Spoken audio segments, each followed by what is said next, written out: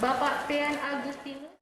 Berdasarkan keterangan juru bicara COVID-19 Dinas Kesehatan Kota Palembang, pemerintah hanya memberlakukan swab gratis bagi yang memeriksa sesuai dengan prosedur COVID-19 dengan datang di puskesmas dan rumah sakit yang sudah disediakan oleh pemerintah dengan gejala COVID-19 seperti demam, sesak, dan batuk.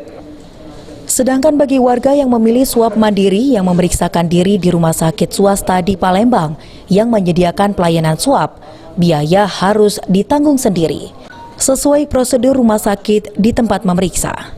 Sesuai prosedur, artinya orang tersebut masuk dalam kriteria suspek atau kriteria probable, itu biayanya ditanggung oleh pemerintah. Ya. Tetapi kalau swab atas permintaan sendiri, tidak melalui prosedur yang ada, itu silakan ya. Ada beberapa tempat di rumah sakit swasta, ada juga di laboratorium swasta, tapi yang bersangkutan harus bayar. Tapi kalau mandiri itu memang harus itu ya? Ya, tapi kalau memang dia ada gejala mengarah COVID, ada demam, ada batuk dan sebagainya, kita kriteriakan dia masuk dalam kriteria suspek atau probable. Untuk swab di fasilitas pelayanan kesehatan baik rumah sakit maupun di puskesmas itu tidak bayar ya. Kriteria itu jangan Pak?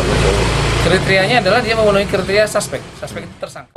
Untuk swab mandiri, pemerintah telah menetapkan biaya tertinggi untuk melakukan swab sebesar Rp900.000. Sampai saat ini petugas gugus tugas COVID-19 sudah melakukan swab hampir 2.000 sampel di seluruh wilayah Palembang, seperti di perkantoran dan tempat umum.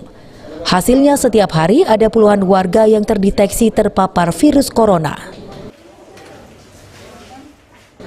Tim Liputan PAL TV.